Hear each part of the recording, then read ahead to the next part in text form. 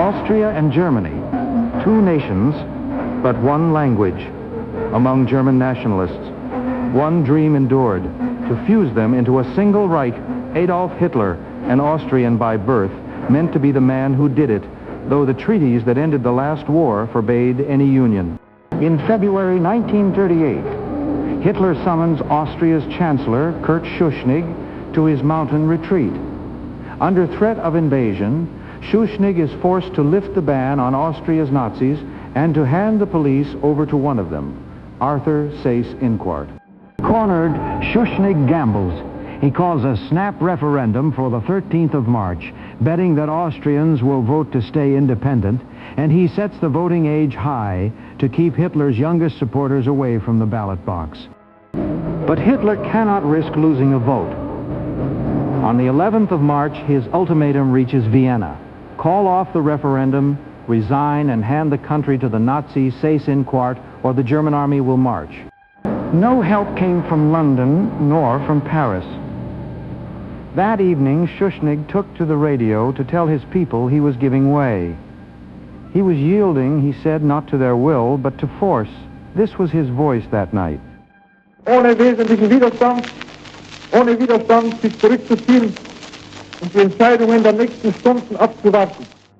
He ordered the army not to resist, and he closed with three words that Austria would never forget: God protect Austria.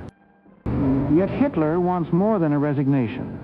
He wants an invitation, so the world will call this a rescue, not an invasion.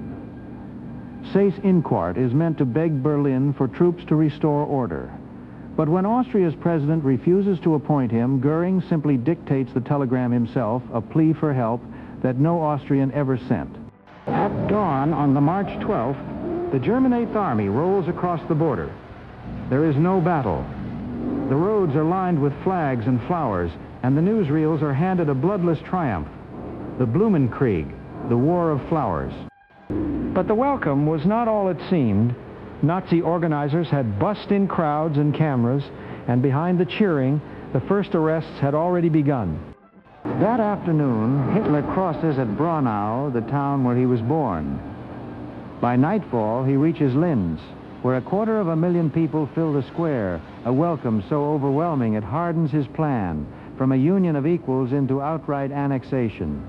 The next day, a single decree erases Austria from the map. It is no longer a country, but a province of the Reich, renamed the Ostmark, the Eastern March. On the March 15th, Hitler enters Vienna, the city that had once turned him away as a penniless young man, riding in triumph down the Ringstrasse through a sea of raised arms. On the Heldenplatz, before 200,000 people, he makes it final. As Führer and Chancellor, he announces to history the entry of his homeland into the German Reich.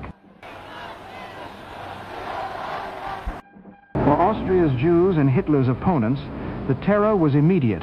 Even before the troops arrived, the SS had begun the arrests. Within days, 70,000 were seized, and in Vienna, Jews were dragged into the streets and forced to scrub the pavements as crowds looked on and laughed. Only in April did Hitler hold his own vote, with the opposition already in the camps and the outcome never in doubt. On the ballot, a giant circle for yes, a tiny one for no, and Berlin announced the result. 99% had voted yes.